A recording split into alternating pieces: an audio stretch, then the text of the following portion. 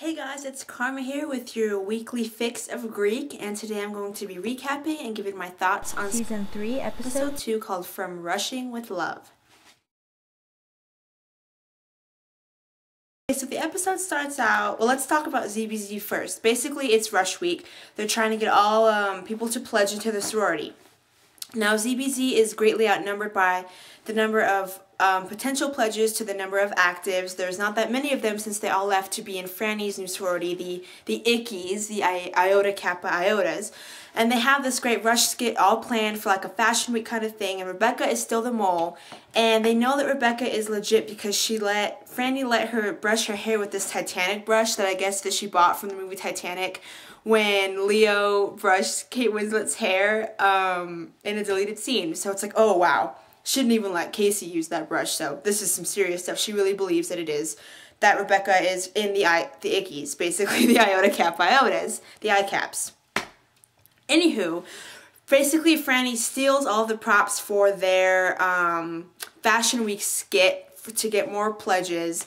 And so they have to make their own, and it's hilarious because they end up doing a Sisterhood of the Traveling Pants skit, and it was really cute. Those of you who saw it, I absolutely loved it. And they talk about the guy who played Kostas in the movie, who's actually the guy who plays Max, so that was a little throwback, because they're like, oh, he's so cute. Casey's like, that was a throwback because he does play him in the movie.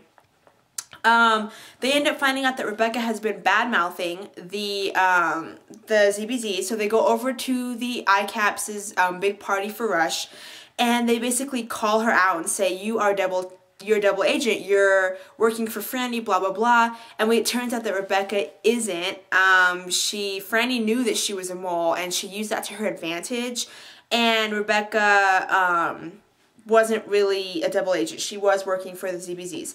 And it turns out that she actually really does want to gain Casey's trust again. And I'm glad that they're friends, but they still have kind of a frenemy vibe. But I'm glad they're friends. I mean, it's cool that it went on for 2 seasons, but I'm finally ready for them to be, like, done with being enemies with each other. And so that's what happened with that. And at the end, she does bring some of the potential pledges for the ICAPs over to ZBZ. Now, Rusty is trying to rush Andy, played by Jesse McCartney. BTW, side note, I really like Jesse McCartney's acting skills. Usually some musicians aren't that great of actors, but he actually has the chops for it, so I'm really happy with his performance. Basically, Rusty wants to rush him, but Cappy says that, what is it called? Karmatic synergy is what the Kappa Taus use. That the guys who belong in Kappa Tau find Kappa Tau. They don't really rush people. They don't talk to them. They just let them come, and those are the guys who belong. And that's the big thing. So Rusty isn't really supposed to rush this kid. But he is, and Calvin is also rushing it for the Omega Kais. Evan gives Calvin a bid and says, I need you to give it to Andy. They're kind of in a small bid war. Calvin is really cool about it, though. Basically what happens is Andy goes to, if you guys remember, I think it was the pilot, when they go to all the different houses for Rush Week, and remember when Rusty and Calvin went into Kappa Tau and Wade like drops the cleaver and he says, if any of you have heard of Kappa Tau, leave, and then there's this big party. They do that exact same thing, except when Wade drops the cleaver, it doesn't stick in the ground even though he's been practicing all day. And so he goes, has anyone heard of Kappa Tau, of a reputation? And a couple people, the people who raised their hand are asked to leave.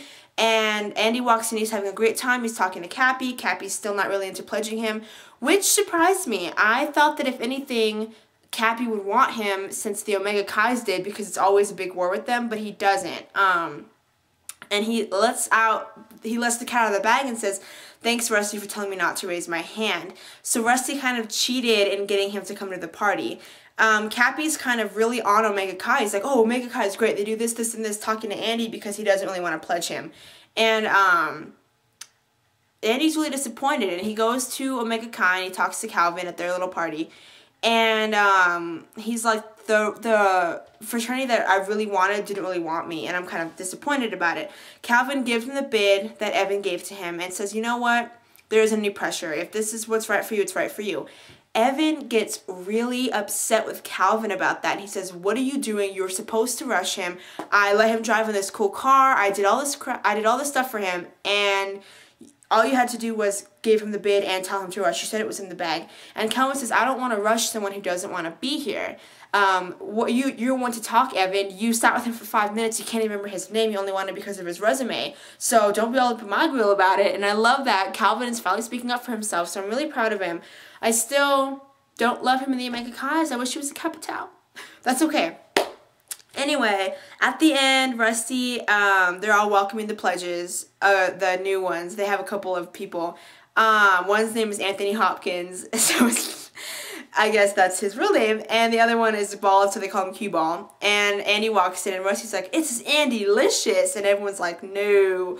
But so Andy does end up pledging Capitao, and I am super excited about that. I think Rusty's going to end up being his big brother.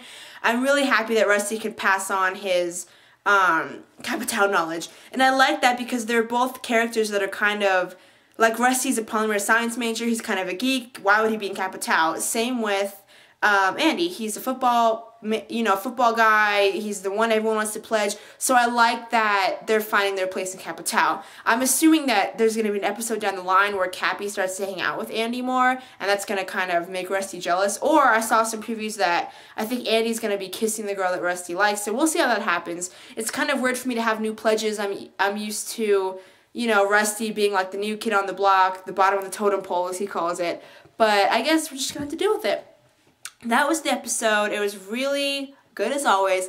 I liked it. It was good energy, good fun stuff. I always love the ZBZs talking about like Titanic and Sisterhood of the Traveling Pants. That was just so funny to me. I just loved it.